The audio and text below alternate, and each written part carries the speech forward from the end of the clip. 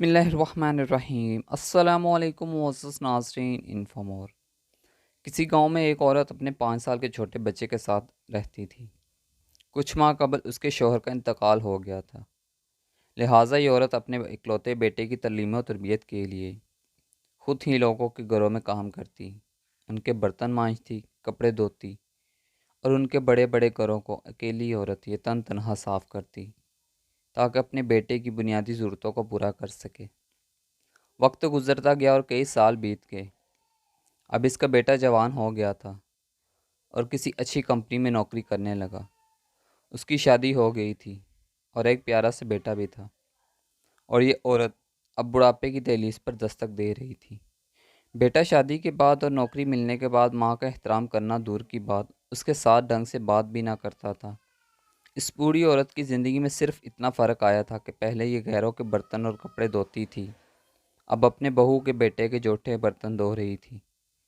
پہلے یہ دوسروں کے گھروں کی صفائی کرتی تھی، اب یہ بہو کے ہوتے ہوئے بھی اپنے گھر کی صفائی کرنے پر مجبور تھی۔ خیر جو بھی تھا، لیکن تھی تو یہ ایک ماں۔ اپنے بیٹے کی خوشی کی خاطر وہ ہر دکھ جھیلنے کو تیار تھی۔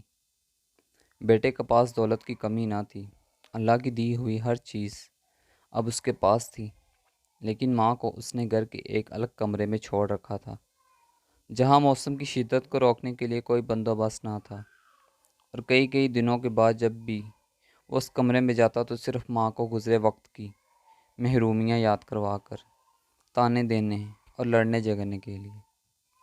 ایک دن سردیوں کی یخ بستہ شام میں اس کی ماں ایک پھٹے پرانے کمبل میں سکڑ کر بیٹھی یہ سوچ رہی تھی کہ آج اس کا بیٹا کام سے واپس آئے گا تو وہ اسے نئے کمبل کا کہے گی، کیونکہ اس کے کمبل میں اسے بہت سردی لگ رہی تھی، اور اب اس کی کمزور ہڈیوں میں اس سردی کو برداشت کرنے کی ہمت نہیں تھی، اور اسے پورا یقین تھا کہ اس کا بیٹا اس کی یہ معمولی سی ضرورت پوری کرنے میں کوئی تعمیل نہیں کرے گا۔ رات کو بیٹا گھر آیا تو ماں نے بڑے پیار سے اسے نئے کمبل کا کہا تو بیٹا غصے سے بولا، ماں ابھی تو میں کام سے آیا ہوں اور آتے ہی تم اپنا مطالبہ لے کر آ گئی ہو، اور تمہیں پتہ ہے کتنی مہنگائی ہو گئی ہے۔ ابھی تمہارے پوتے کو اسکول داخل کروانا ہے، اس کا یونیفارم اور کتابیں لینی ہیں، گاڑی کی قسط ادا کرنی ہے، میں نے ابھی اپنے لیے جیکٹ خریدنی ہے، تمہاری بہو کے لیے شال لانی ہے۔ تم تو سارا دن گھر میں ہی رہتی ہو، تمہیں کمبل کی اتنی کیا اشد ضرورت آن پڑی؟ ہم لوگوں نے تو باہر گھومنے جانا ہوتا ہے، تم کسی طرح یہ سردیاں گزار لو، اگلے سال سردیوں سے پہلے تمہارے کمبل کا کچھ بندوبست کر دوں گا۔ بوڑھی ماں خون کے آنسو پی کر چپ چاپ اپنے بوسیدہ حال کمرے میں واپس آ گئی اور پھٹے ہوئے کمبل کو اوڑھ کر ٹوٹی ہوئی چارپائی کے کونے میں سکڑ کر لیٹ گئی۔ صبح جب بیٹے کی آنکھ کھلی تو پتہ چلا پچھلی رات ماں اللہ کو پیاری ہو گئی۔